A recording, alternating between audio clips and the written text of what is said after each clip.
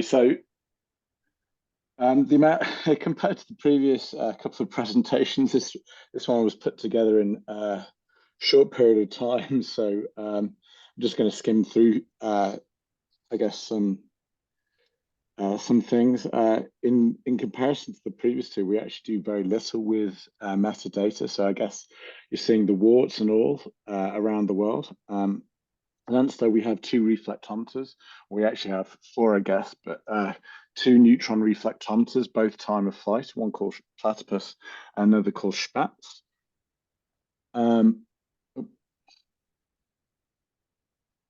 So I guess the metadata for us starts with the experiment portal. Each experiment is given an identifier, which is used across the experiment life cycle. And with this experiment identifier, we can associate it with an electronic notebook, which is the equivalent of our replacement for paper notebooks. Those electronic notebooks are backed up, obviously, and quite frankly, you can import information from Nexus files. With regards to the raw data, this is where the majority of the metadata gets stored, I guess. The data is stored in HDF, Nexus HDF files, containing all the different kinds of stuff. So the instrument settings, sampling information, environment values, the kinds of things that you'd expect to see. Those HDF files are stored in a location that is consistent with the experiment identifier. So they get saved in a folder called, say, P1234. And these raw data files are backed up indefinitely at the moment. Something is important to say, they're not really available outside ANSTO. You've got to take them with you. Purely because we don't have the capacity or personnel to create a portal allowing easy access via the web. So like I know the ILL has Visitor Club, I think, which is or Barnes it used to be, and we have no access from outside ANSTO. So that's pretty annoying. And we don't issue DOIs either because we have nobody to implement such a system. So yeah, those raw data files pretty much contain most of the metadata. With regards to the reduced data, we use a combination of RefNex and Jupyter for reduction.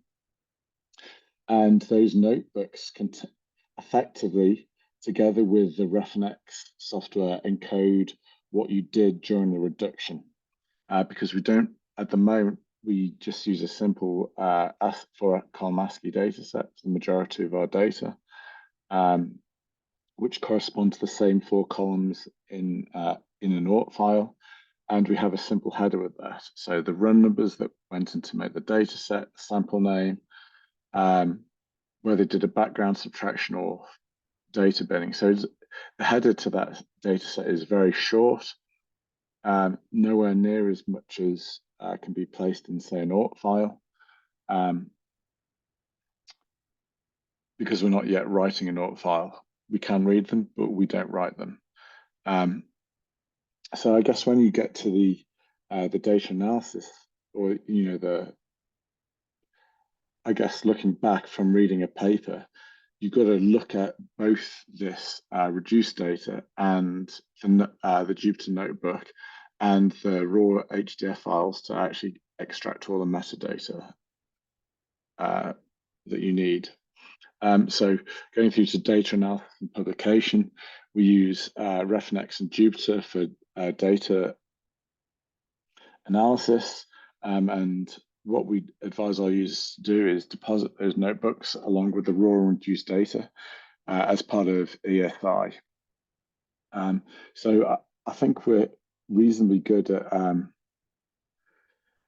reproducibility, but the F, the A, and the I, well, possibly interoperability is reasonably okay, but the findability The accessibility may be a little bit lacking. And I'll stop there.